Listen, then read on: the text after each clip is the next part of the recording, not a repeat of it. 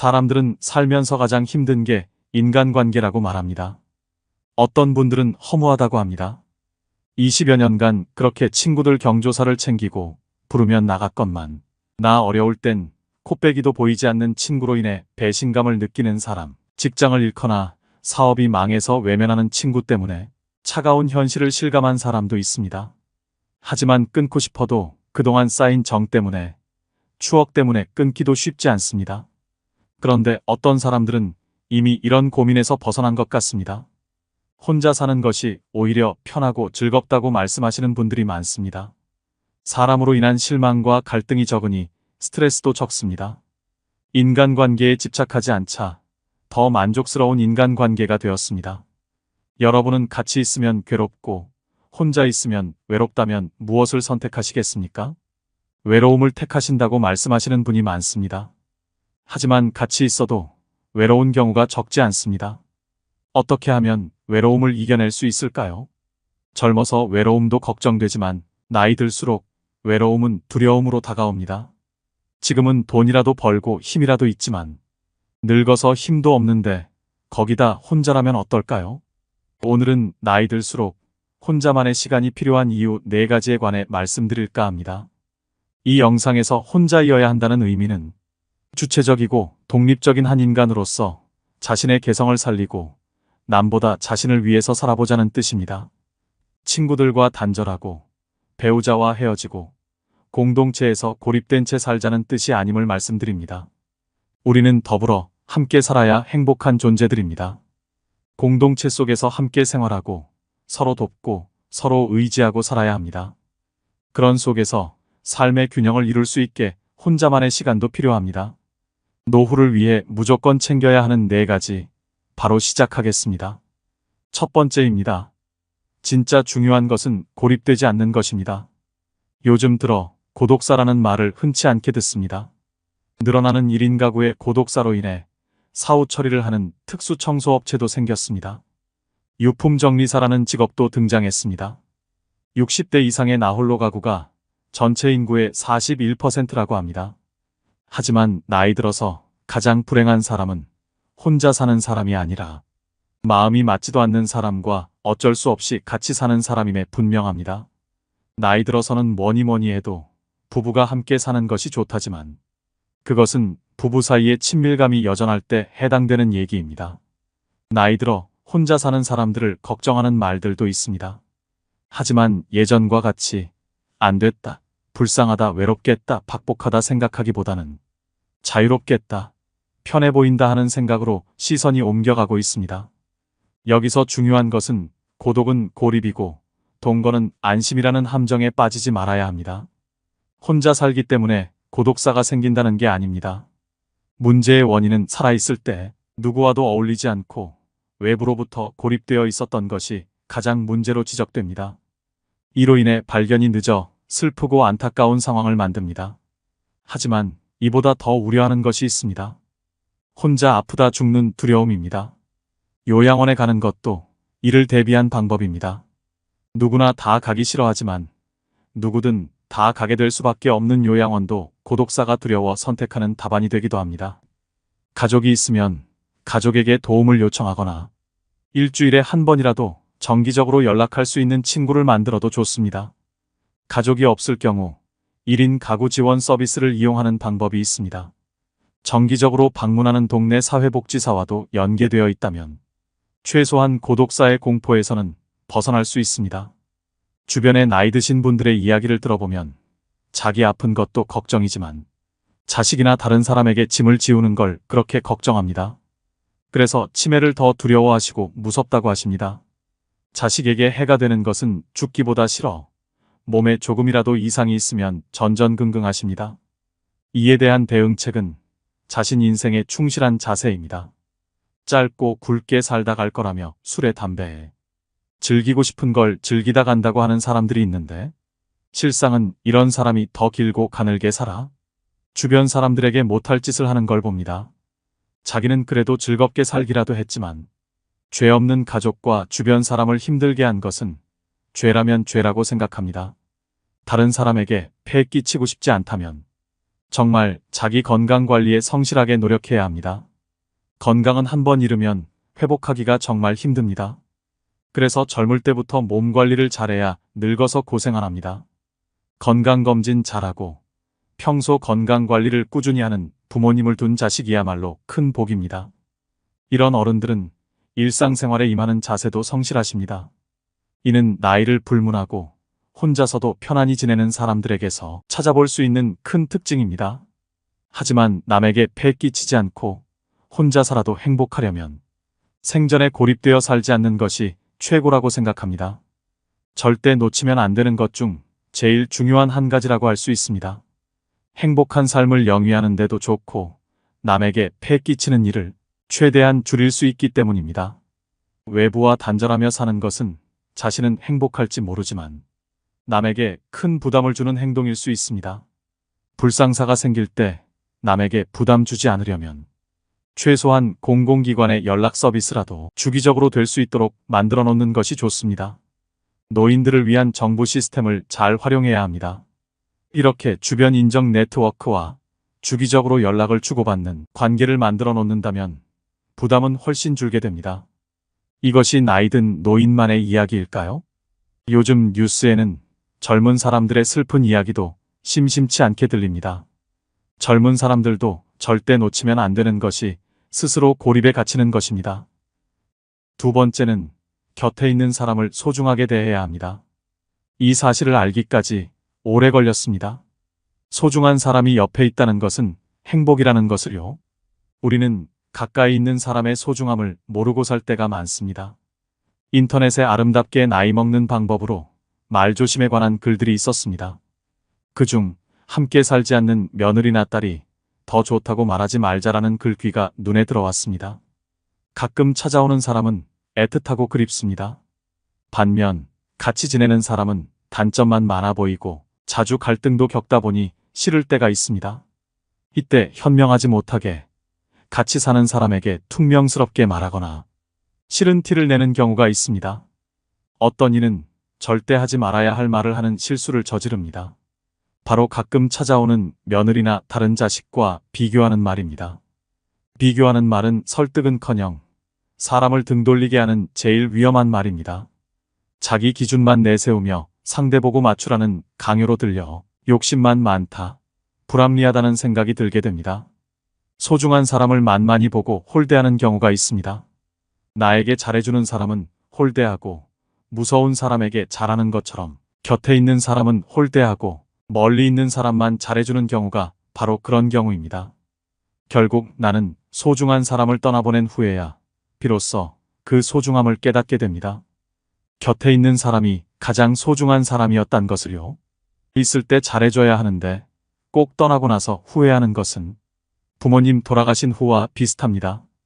왜 살아생전 잘해드리지 못했을까? 좋은 시간을 더 함께하지 못했을까? 뒤돌아보며 슬퍼합니다. 하지만 후회한들 이미 지나간 세월 다시 돌이킬 수 없습니다. 배우자를 비롯해 곁에 있을 때만이라도 곁에 있는 사람의 소중함을 떠올리며 잘하는 것이 좋습니다. 잘해줄 때도 그것이 고마운 줄도 모르고 더 잘해주지 않음을 속상해합니다. 소중함을 망각한 언행은 삼가야겠습니다. 편하다고 선을 넘는 언행을 하다 보면 주변 사람은 지쳐 떠납니다. 개인적으로 곁에 있는 사람의 범위를 확대했으면 하는 바람입니다. 가족을 넘어 내 곁에서 조용히 묵묵하게 있는 사람들도 있습니다. 가까운 사이, 친한 사이가 아니지만 인연을 맺고 있는 사람들 중에 고마운 분들이 있습니다. 가족과 친구를 떠나 정말로 혼자가 되었을 때에는 외로움을 극복하고 힘을 얻는데 이분들이 더 큰 역할을 합니다. 그러니 자기 주변 사람들을 한번 둘러보고 소중한 인연을 지키기 위해 노력해야 됩니다. 세 번째는 혼자 지낼 줄 모르면 누군가를 괴롭히게 됩니다. 중년 이후에 나이 들면서 가장 걱정되는 것이 무엇인지 물었을 때 남성분들은 외로움, 여성분들은 경제력을 꼽았습니다. 의식주와 관련된 문제는 모든 문제 중에서도 가장 중요합니다.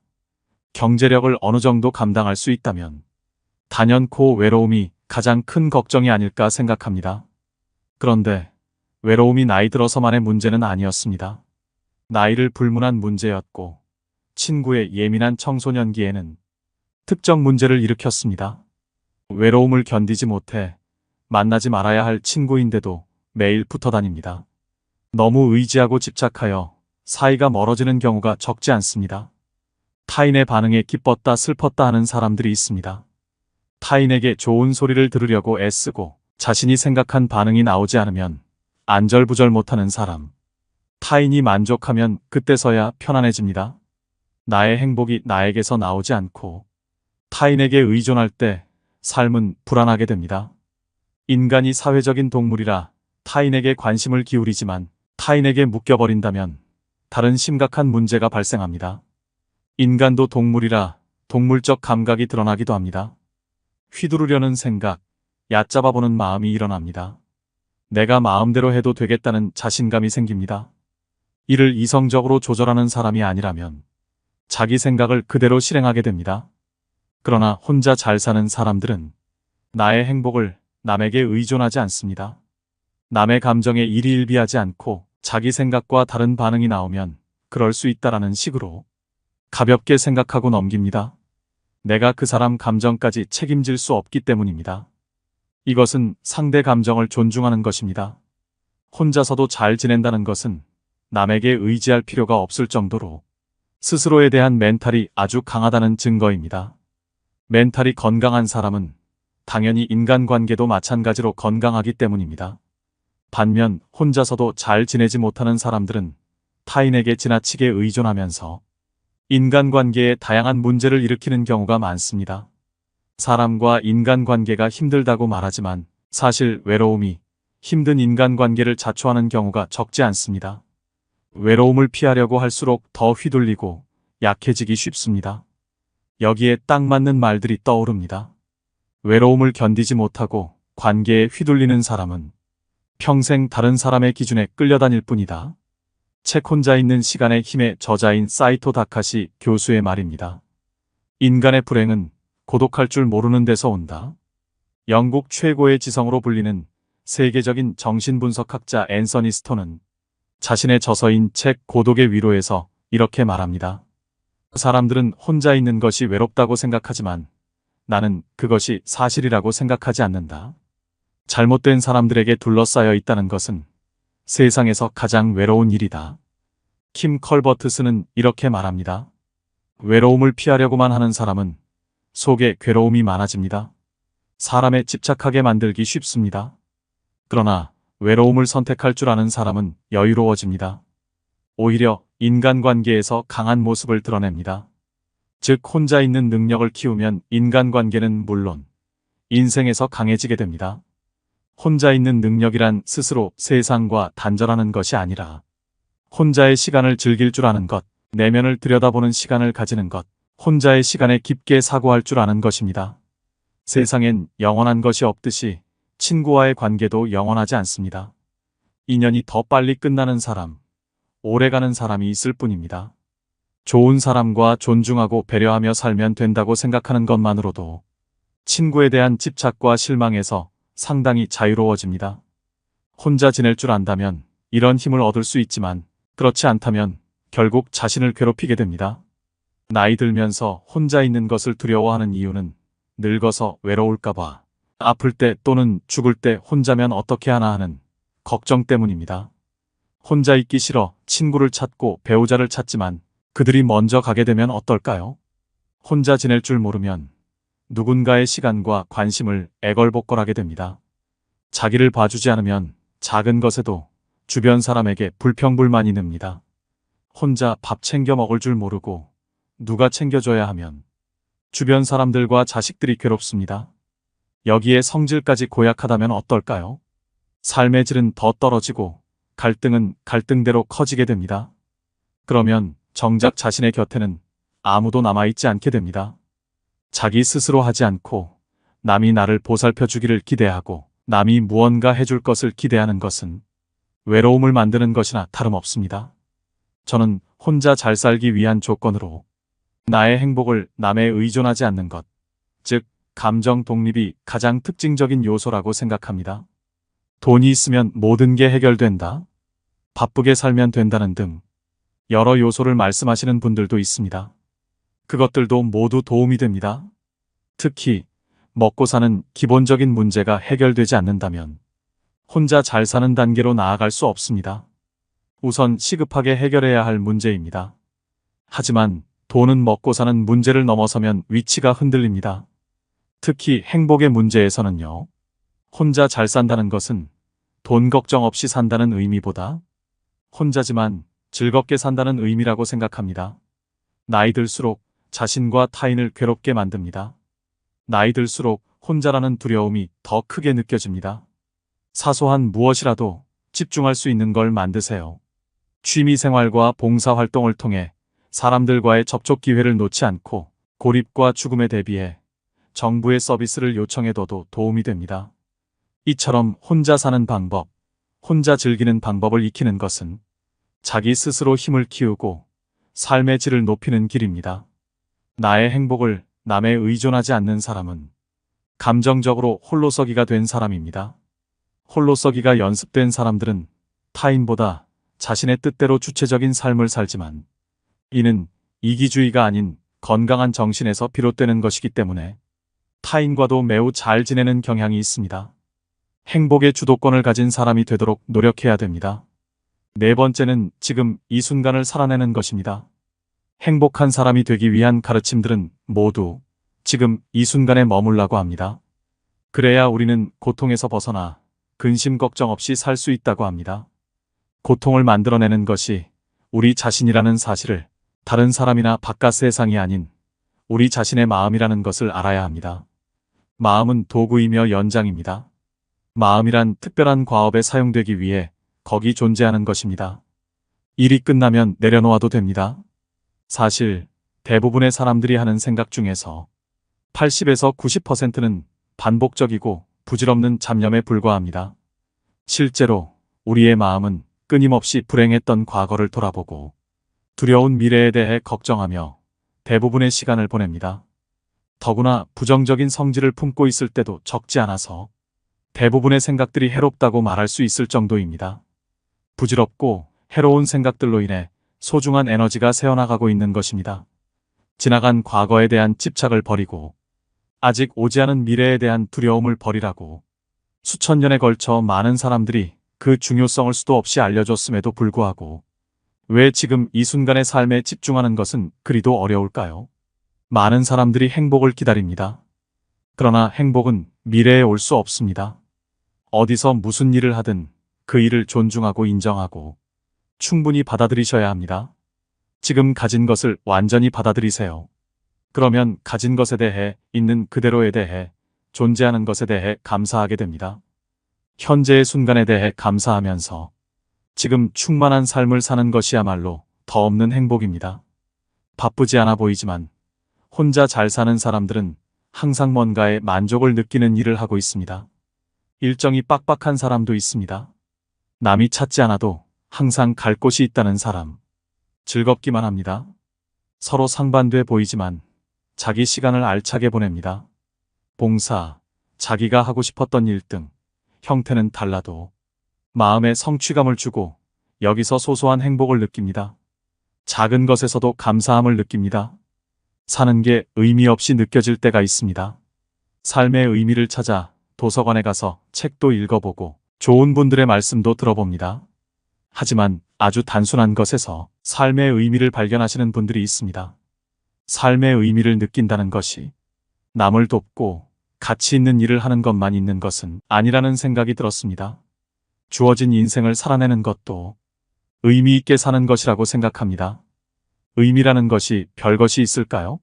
작은 것에도 감사하는 시간이 많다면 그 사람의 인생은 이미 성공하고 의미 있는 인생이 아닐까 생각합니다. 감사하는 마음이 아니더라도 이 순간을 짜증내거나 신세한탄하며 지내지 않고 사는 것도 주어진 삶을 잘 보내고 있는 것이 아닐까요? 내 인생이 의미 있는지는 남이 판단하는 것이 아닙니다. 내가 판단하는 것입니다. 지금까지 살아있다는 것은 살아남았다는 것을 뜻하기도 합니다. 죄짓지 않고 남에게 불편 끼치지 않는다면 인생의 의미까지 남의 판단에 의존할 필요가 있을까요? 혼자 잘 사는 사람들의 모습에서 이런 모습을 엿볼 수 있었습니다. 여러분의 행복한 노후를 결정하는 열쇠는 무엇일까요? 이 순간 자기의 의식 수준입니다. 그러므로 긍정적인 변화를 위해서는 내 맡김이 그 무엇보다 중요합니다. 있는 그대로의 지금 이 순간에 내맡겨 완전히 현존하게 되면 불행한 과거는 힘을 잃게 됩니다. 여러분에게는 과거가 더 이상 필요하지 않게 됩니다. 지금이 바로 그 열쇠입니다. 오늘의 영상 어떠셨나요? 나이가 들수록 행복한 노후를 위해 실천해야 되는 것 4가지를 꼭 지키셔서 혼자만의 시간에서 마음의 평안을 얻으셨으면 좋겠습니다. 오늘도 노후의 지혜와 함께 해주셔서 감사드립니다. 황금빛으로 무르익어가는 여러분의 지혜로운 인생을 언제나 응원합니다.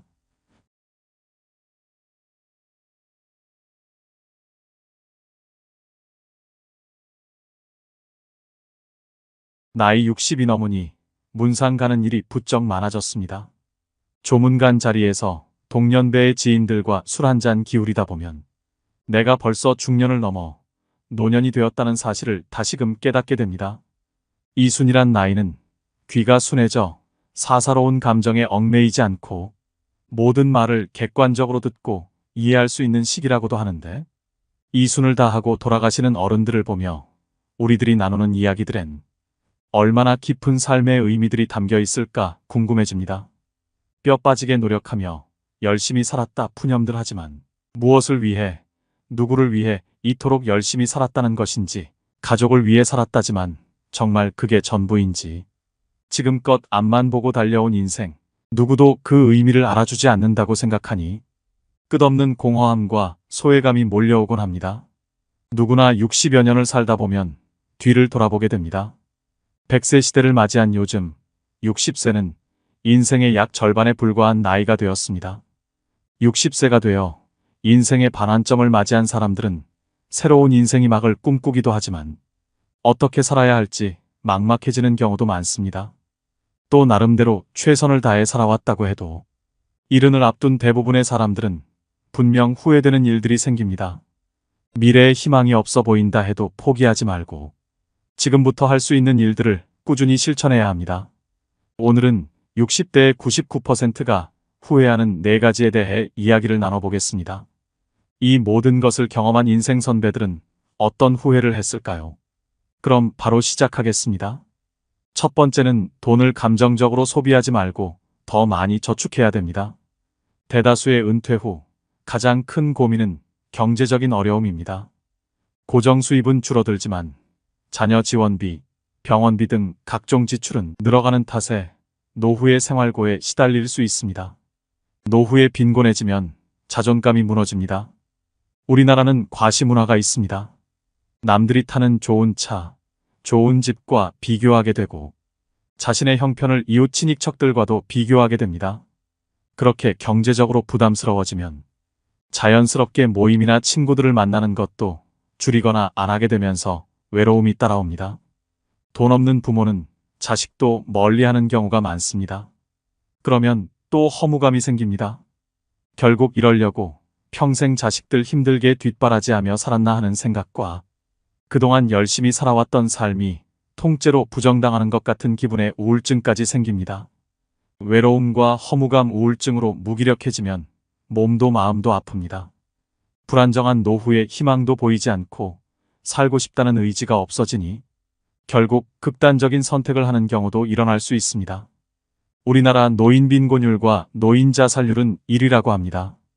그만큼 노인들이 불행한 나라라고 할 수 있죠. 우리 어르신들이 50년대 전쟁을 겪으며 꿀꿀이 죽과 나무뿌리로 연명했어도 자살률은 그리 높지 않았습니다. 풍요로운 현대에 와서 오히려 자살률이 높아진 이유가 상대적 박탈감으로 인한 자존감 저하가 가장 크다고 볼 수 있죠. 요즘 흔히 얘기하는 욜로족이라는 말이 있습니다. 젊은 나이에 노후 대비를 전혀 하지 않고 기분대로 펑펑 돈을 쓰는 분들이 많습니다. 욜로처럼 쓰다 골로 간다는 말이 있습니다. 이처럼 저축을 하지 않으면 은퇴 이후 큰 고난을 겪게 될 수 있습니다. 젊어서 노후 준비를 해놓지 않으면 비참한 노후를 맞이하게 되는 것은 시간 문제입니다. 반면 한평생 열심히 일해서 노후 준비가 되었는데 결혼 비용이다, 사업 자금이다 뭐다 하며 늙은 부모에게 손을 벌리는 자식들이 있습니다. 그럼 또 자식들이 안쓰러워 다 해주고 싶은 마음에 무리해서라도 도움을 주게 됩니다. 자식에게 전 재산 다 주었더니 집에서 쫓겨나거나 버림을 당하는 뉴스도 종종 접하게 됩니다. 내가 이제는 늙었다고 자식한테 재산을 물려주는 순간 자식을 잃고 자식들에게 모든 것을 쏟아부어 나 자신의 생활이 없어지게 됩니다. 즉, 내 인생도 잃습니다. 곶감 빼먹듯이 조금씩 재산이 줄어 노년이 비참해질 수 있습니다. 당연히 부모의 재산을 자식에게 물려준다는 생각을 버려야 합니다. 부모들은 자식을 위한 희생보다 자신의 노후와 행복을 위한 준비를 하셔야 합니다. 자식들은 본인 가정 꾸리고 나면 절대 부모의 인생을 책임져 주지 않습니다. 기대도 하지 말아야 합니다. 돈을 벌 수 있을 때 버는 것도 중요하지만 돈을 관리하는 것은 더 중요합니다. 많이 벌어도 한순간에 사라질 수 있는 게 바로 돈입니다. 가장 훌륭한 노후 준비는 평생 현역이라는 말이 있습니다. 몸이 무리되지 않는 선에서 퇴직 후에도 계속 일자리를 가지는 것입니다. 소득이 얼마냐는 크게 중요하지 않습니다. 일하는 즐거움으로 생활에 활력이 생기고 고립감도 해소됩니다. 또 소일거리라도 갖는다는 것은 노후에도 자기의 존재 가치를 확인한다는 의미입니다. 이처럼 노후 준비를 안정적으로 해서 자신을 우선적으로 돌볼 줄 알아야 나중에 힘든 상황을 만들지 않을 수 있습니다. 경제력이 뒷받침되어야 안정적이고 행복한 노후를 지낼 수 있다는 것을 부정하시는 분들은 아마 없을 것입니다. 특히나 평생 동안 쓰는 병원비의 50%는 노후의 10년에 집중된다고 합니다. 여태 모아놓은 돈을 자식에게 퍼주거나 젊을 때 저축하지 않아서 아파도 병원에 가지 못하는 최악의 상황은 생기지 않아야 합니다. 이런 상황을 만들지 않으려면 우리는 우리의 돈을 잘 지켜야 합니다. 두 번째는 금융 공부를 미리 해두시는 게 좋겠습니다. 은퇴 준비를 미리 하셔서 행복한 노후를 맞이할 수 있습니다. 그 조건에는 금융 공부가 필수입니다. 모두 돈을 버는 데만 몰두할 뿐 돈을 모으고 지키는 데는 관심이 없습니다. 또 한국인에게 인생을 살아가는데 중요한 금융교육은 매우 결여되어 있는 게 현실입니다. 즉, 우리나라는 열심히 살아도 가난을 면하기 어려운 나라임에는 틀림없습니다. 무척 억울하지 않나요? 저는 억울할 것 같습니다. 분명히 자신의 삶을 돌아보면 일만 한 것 같은데 그 결과가 노후 빈곤이라니요? 그런데 우리가 노후 빈곤 문제를 논하면서 놓치고 있는 중요한 것이 하나 있는데 국민들이 대체로 지독한 금융 문맹이라는 점입니다. 문자 문맹은 생활이 불편한 일이지만 금융 문맹은 생존이 달린 문제입니다. 우리나라에선 열심히 일하는 것에 대해서는 모두가 미덕으로 칭찬하지만 본격적으로 자산을 불리는 일에 대해서는 심지어 색안경까지 끼고 보는 것이 엄연한 현실입니다. 주식 투자를 하면 도박한다고 경멸하질 않나. 주식 투자에서 돈 번 사람 본 적이 없다고 비아냥거리질 않나. 게다가 부동산을 하면 투기꾼이라고 윽박지르질 않나. 그러면서 동시에 열심히 땀 흘려 돈을 벌고 열심히 저축을 해서 부자 되라고 합니다. 그렇게 열심히 살아도 노후에 자식들 시집, 장가 보내고 나면 정작 자신의 노후를 대비할 돈은 거의 남아있지 않는 것이 사실 아닌지요. 오직 노동을 통해서만 돈을 번 사람은 노동을 못하게 되는 순간 소득 빈곤층으로 전락하게 됩니다. 가난을 면하기 위해서 열심히 사는 것은 당연한 것이고 국민 한 사람 한 사람이 자신을 위해서 돈 그 자체에 대해 공부를 해야 노후 빈곤에 빠지지 않게 되는 겁니다. 아무리 많이 배우고 열심히 살아도 돈을 모르고 열심히 일만 하면 그 결과는 뻔한 것이죠. 국가가 나의 노후를 책임질 걸 기대하기 전에 여러분들은 자기 노후는 자기가 책임진다는 생각을 가져야 합니다. 그건 금융 문맹에서 탈출해야만 가능한 것이 현실입니다. 실제로 은퇴자가 평생 모은 돈을 금융사 직원 권유로 사모펀드에 넣었다가 큰 손실을 봤다는 뉴스가 흔합니다. 이처럼 금융에 대한 지식과 정보가 없으면 내 평생 노후 자금이 물거품처럼 사라질 수도 있는 것입니다. 미국의 부호 워렌 버핏도 65세 이후에 막대한 재산의 90% 이상을 축적했다고 합니다. 그러니 지금도 너무 늦었다고 생각하시지 마시고 쉬운 것부터 천천히 공부하는 것이 중요합니다. 모든 것은 본인 의지대로 마음먹기 나름입니다. 지금부터라도 금융에 대해 관심을 가지고 배워보려는 자세를 갖춘다면 이미 여러분들은 한 단계 해낸 것입니다. 세 번째는 건강과 웰빙에 신경 쓰셔야 합니다. 60대 사람들이 가장 많이 후회하는 것 중 하나는 인생 초기에 건강을 소홀히 한 것입니다. 앞으로 인간의 평균은 점차 수직적으로 늘어날 전망입니다. 그러나 건강 관리를 잘못하여 오랫동안 침대에만 누워 지내다 죽음을 맞이한다면 장수는 아무런 의미가 없는 것 같습니다. 노후의 건강 관리 어떻게 해야 할까요? 노인 A씨와 B씨가 있었습니다. A씨는 100세까지 살았지만 75세의 나이에 찾아온 질병으로 무려 25년을 병원과 집만 오가며 거의 침대에 누워 지내야 했습니다. 반면 B씨는 87세까지 살았지만 죽기 얼마 전까지 텃밭에 나가 취미 삼아 기르던 상추와 고추를 손질하고 부인, 친구들과 단풍 구경을 가는 등 건강하게 활동하며 살았습니다. 과연 누구의 삶이 더 행복하고 이상적인 노후라고 할 수 있을까요?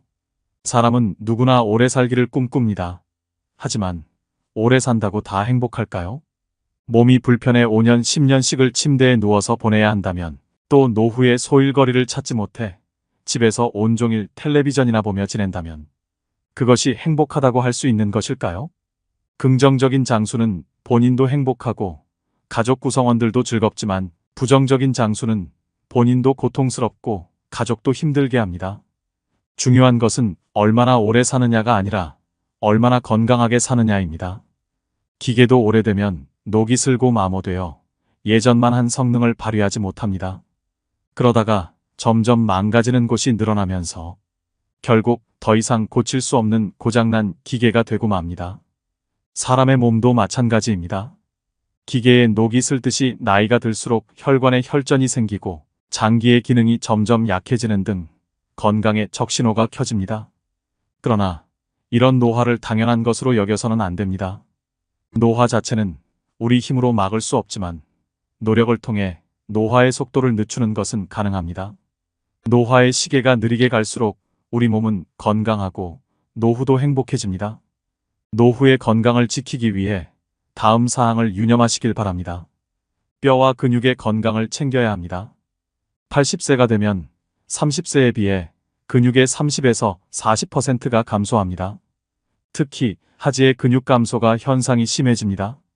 뼈의 단단함을 나타내는 골밀도는 20대의 최고조에 달해 그 이후 매년 0.5% 정도 감소합니다.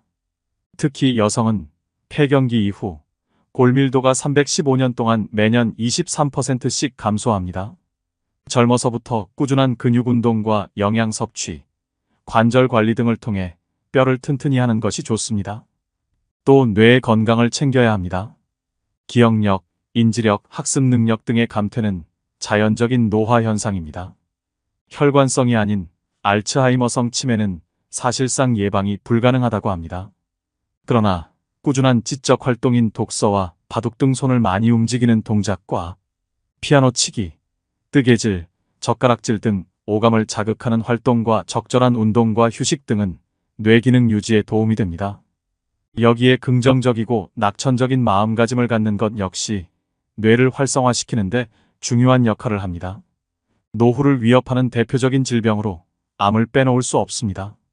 암의 발생률이 점점 높아지고 있는 만큼 암을 예방하는 생활을 하는 것은 노후의 건강을 지키는데 매우 중요합니다. 다음은 미국 국립암센터에서 발표한 암 예방 수칙입니다. 이를 잘 지켜 암도 예방하고 건강도 노후도 지키시길 바랍니다. 균형 잡힌 영양을 섭취해야 합니다. 균형 잡힌 식단을 유지하는 것은 전반적인 건강과 웰빙에 있어 중요합니다. 균형 잡힌 식단은 몸이 제대로 작동하는 데 필요한 모든 영양소를 포함하며 에너지를 제공하고 일상 활동을 수월하게 수행할 수 있는 능력을 제공합니다. 다양한 영양소를 섭취하되 식사량을 적절하게 조절하여 과식을 피하도록 해야 됩니다. 나이가 들수록 소화기관이 약해지기 때문에 체중을 적절하게 관리하는 것도 매우 중요합니다. 이러한 식사 계획은 체중 감소와 건강한 노후 생활을 위한 좋은 시작점이 될 것입니다. 담배를 피우지 말아야 합니다. 흡연은 모든 암의 주요 원인입니다. 흡연한 사람은 그렇지 않은 사람에 비해 폐암의 발병률은 20배, 후두암은 10배, 구강암은 4배, 식도암은 3배가 높습니다. 순한 담배라고 덜 해로운 것이 아니며 담배를 피우면 스트레스가 풀어지고 살이 빠진다는 근거는 없습니다. 백해 무익한 담배, 반드시 금연해야 됩니다. 음식을 짜지 않게 먹고 탄 음식을 먹지 않아야 합니다. 짠 음식은 위 점막을 손상시키고 위염을 유발하여 위암의 발생률을 증가시킵니다. 짠 국물은 적게 먹는 것이 좋으며 간장, 된장 등 추가로 먹는 양념도 줄이는 것이 좋습니다. 나트륨의 배출을 위해 칼륨이 많은 채소와 과일을 많이 드시는 것이 좋습니다. 탄 음식에는 유전자 변형을 일으키는 발암물질이 있으므로 숯불이나 바비큐 형태로의 조리는 줄여야 합니다. 주 5회 이상, 하루 30분 이상, 땀이 날 정도로 걷거나 운동하는 걸 추천드립니다. 규칙적으로 개인의 연령과 건강 상태에 맞게 운동하는 것이 좋습니다.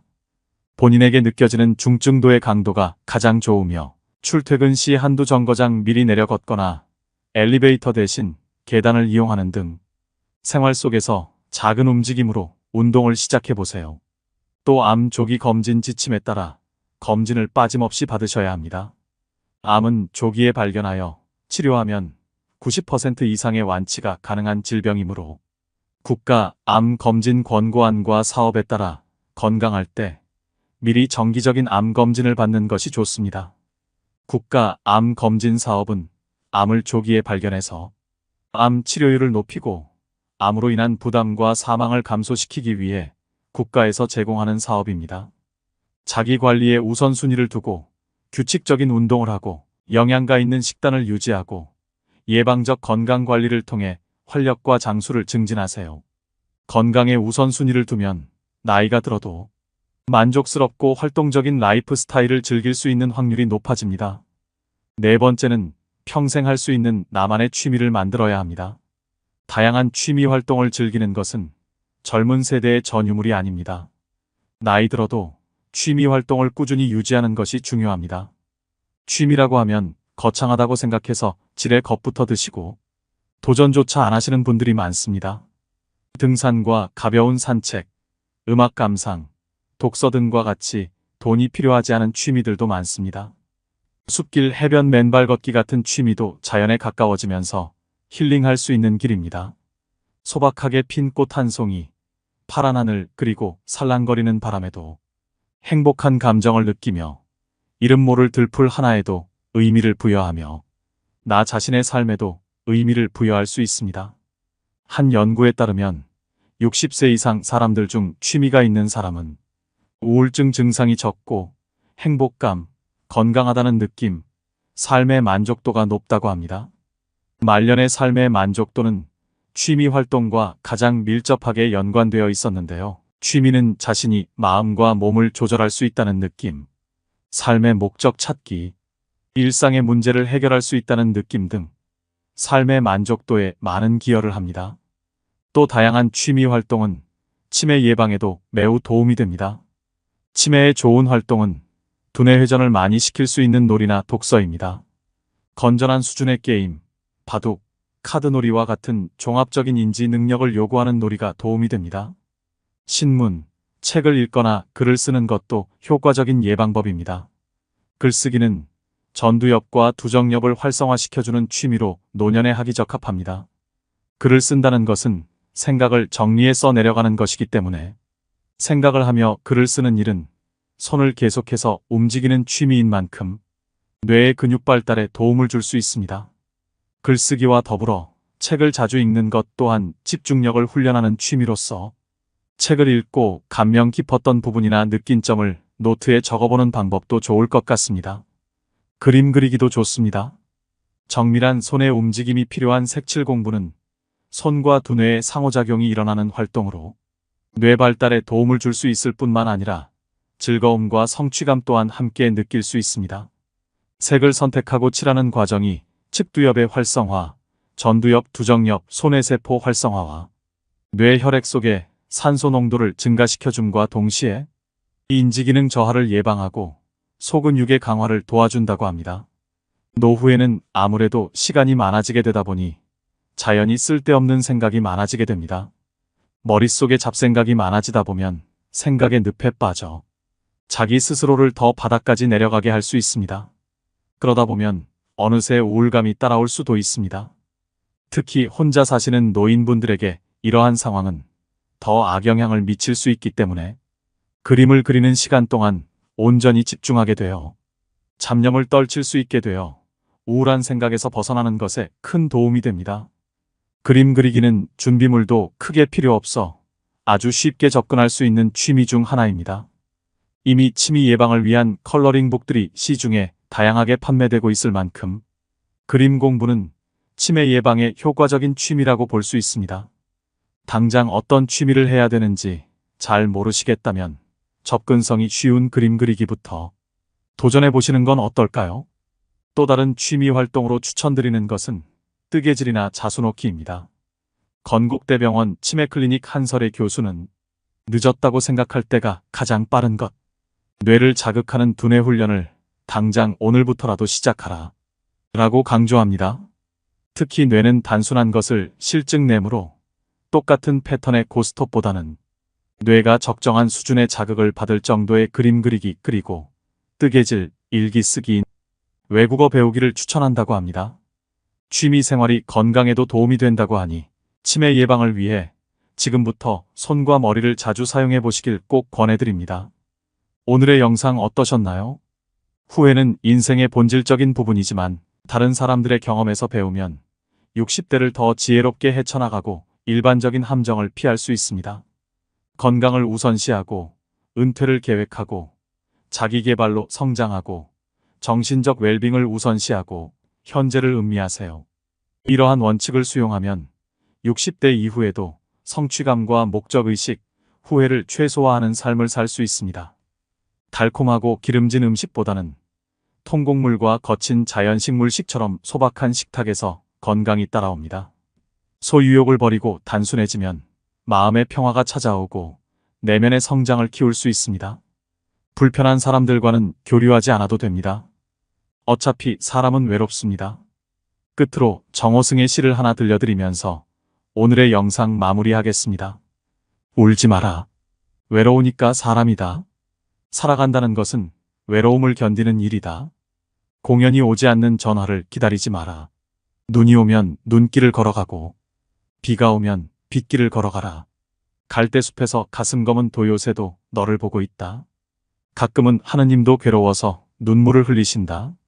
새들이 나뭇가지에 앉아있는 것도 외로움 때문이고 내가 물가에 앉아있는 것도 외로움 때문이다. 산 그림자도 외로워서 하루에 한 번씩 마을로 내려온다. 종소리도 외로워서 울려 퍼진다. 오늘도 노후의 지혜와 함께 해주셔서 감사드립니다. 황금빛으로 무르익어가는 여러분의 지혜로운 인생을 언제나 응원합니다.